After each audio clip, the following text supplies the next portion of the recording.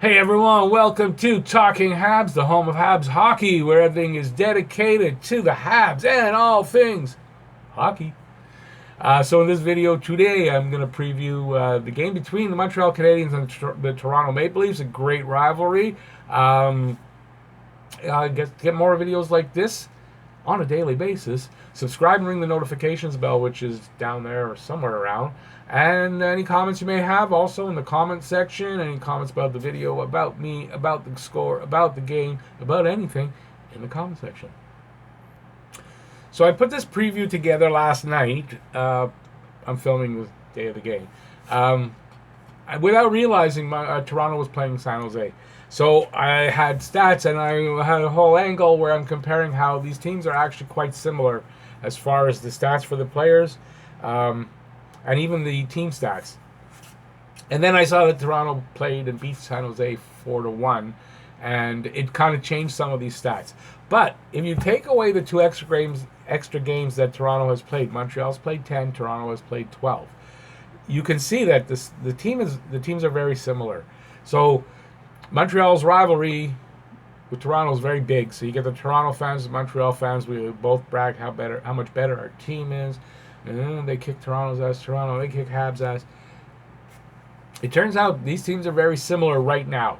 The difference being Austin Matthews, or that sniper kind of guy. We don't have one here in Montreal, and they do in Toronto.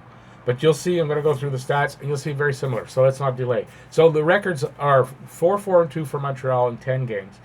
6-4-2 for Toronto in 12 games. So if Montreal wins next two games, records are the same as far as at the 12-game point.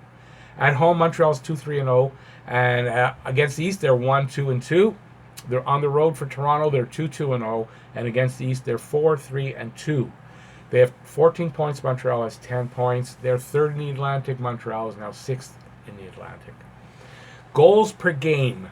Montreal's got 3.50 goals per game, good for fifth. They have scored 36 goals in 10 games.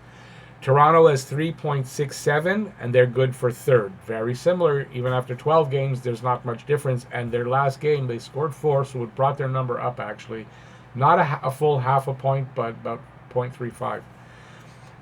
And they've scored 44 goals so far in 12 games.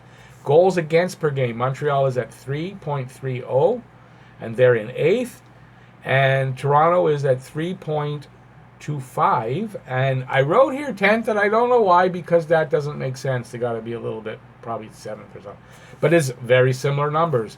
Goals against for Montreal, they have let up 34 goals, and Toronto has given up 40 goals in 2 games more. Very similar. Top scorers for each team. Domi in 10 games, 3 goals, 7 assists, 10 points. Galley, 4 goals, 5 assists, 9 points. Drouin, 3 goals, 5 assists, 8 points. Deneau, 4 goals, 3 assists, 7 points. Tatar, 3 goals, 4 assists, 7 points. The top 2 defensemen, Petrie, 2 goals, 4 assists, 6 points. Weber, 1 goal, 5 assists, 6 points. On the other side, Marner, in 12 games, 3 goals, 11 assists, 14 points. Matthews, 9 goals, 3 assists, 12 points. Kapanen, 3 and 5 for 8 points.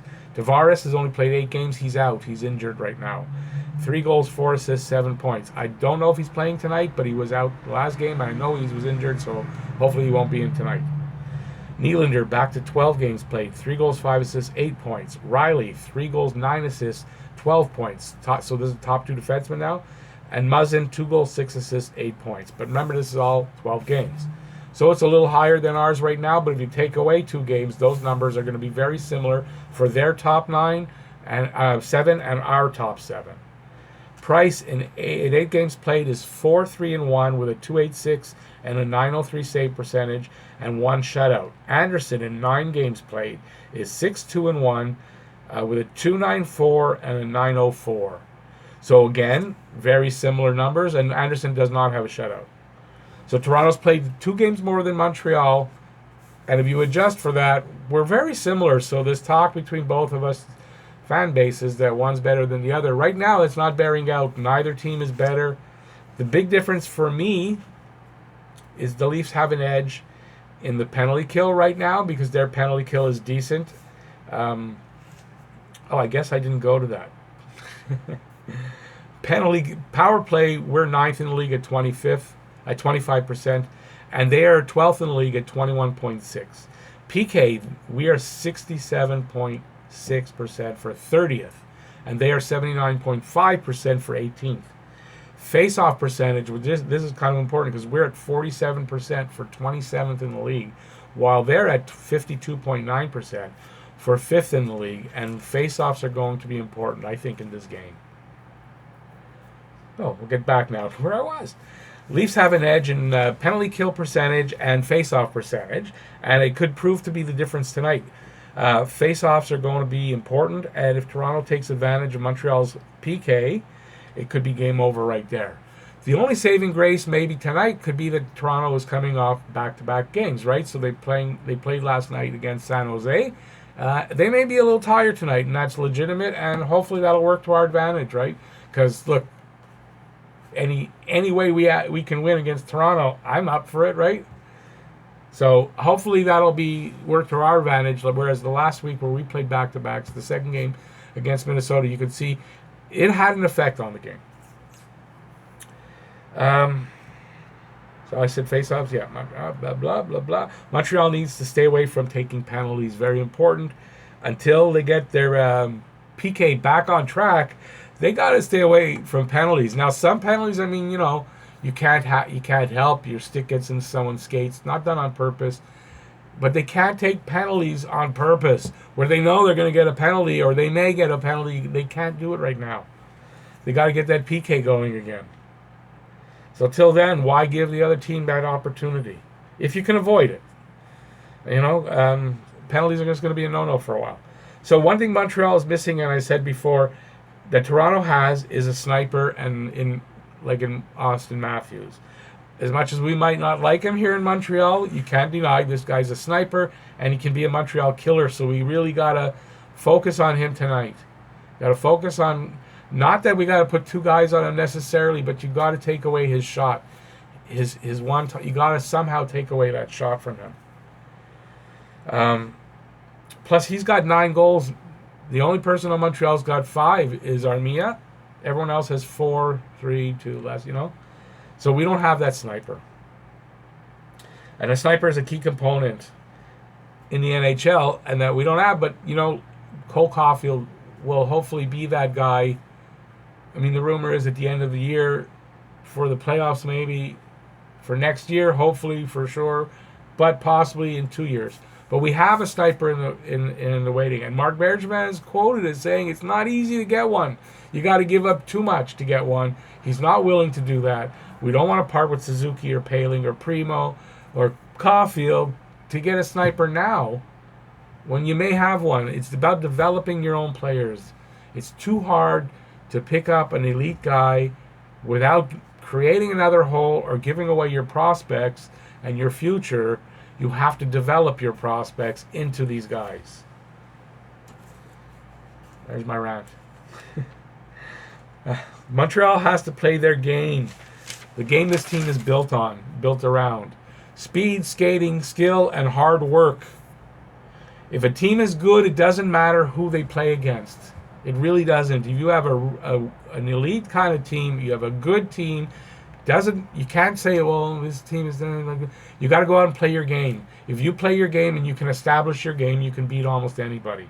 And I say almost, but with parity in this league, literally, if you can establish your game, you should win. So that's what they've got to do. They've got to establish their game. Be aggressive and work hard. Work.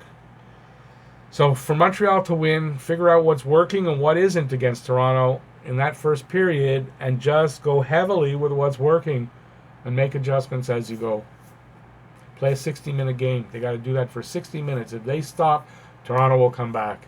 Especially this rivalry. If Toronto was just last place team, it would be that problem with Montreal. So when they're not, and you got to play a 60-minute game and keep them off the board as much as you can. So there you go. That's my I'll give my prediction. Okay, my prediction for the game: 4-3 in overtime or a shootout for Montreal. 4-3 Montreal, but in an overtime or a shootout. I kind of see this game being tight all the way through and ending up in overtime, and maybe not being decided in overtime and going to a shootout. So we'll have to see there. But that's my prediction. 4-3 Montreal in overtime or a shootout. Hope you enjoyed the video. If you did, please give it a thumbs up. And while you're down there, subscribe and ring the notifications bell to get your daily fix of Bleu Blanc Rouge. So that's it for the. We'll see you after the game. I'll do a review obviously after the game. And if you watch my Saturday night hockey talk, that's going to be tonight after the game as well. Usually about a half hour or so after the game, I'll go on live. And hope to see you all there. So, oh yeah, go Habs, go! Kick some Toronto ass. Bye, y'all.